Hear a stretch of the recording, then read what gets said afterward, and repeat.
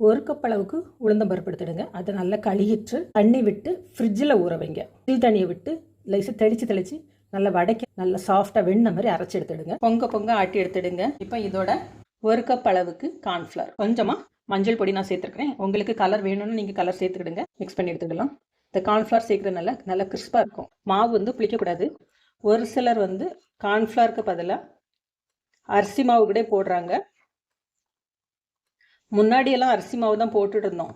இப்போ தான் நம்ம கார்ன்ஃப்ளவருக்கு மாறி இருக்கோம் எல்லாருமே. ஒரு பால் கவர் எடுத்துருக்கிறேன். அதை இதே மாதிரி ஒரு கப்பில் போட்டு விட்டுருங்க. இதில் மாவை ஃபில் பண்ணிவிடுங்க. 1 கப் சுகர், அது மூழ்கிற அளவுக்கு தண்ணி விட்டால் போதும். ஒரு 2-3 ட்ராப் வந்து லெமன் ஜூஸ் மட்டும் விட்டுருங்க. லைட்டாக ட்ரிம் பண்ணிடுங்க. இதே போல் ஃப்ளாட்டான தவா எடுங்க. எண்ணெய் ரொம்ப சூடாகக்கூடாது. ஒரு ரவுண்டுக்கு மேலே இன்னொரு ரவுண்டு வச்சு நீங்கள் சுற்றிங்க அப்படின்னா பிரிஞ்சு போக. ஸ்லோ ஃப்ளேமில் வச்சே செய்யுங்க. ஒரு பக்கம் வந்தோடனே மாற்றி போட்டுருங்க. எல்லாமே எடுத்துடலாம். எண்ணெயை நல்லா வடித்து ஜீராவில் போட்டு எடுக்கலாம். ஜாங்கரி ரெடி ஆயிடுது.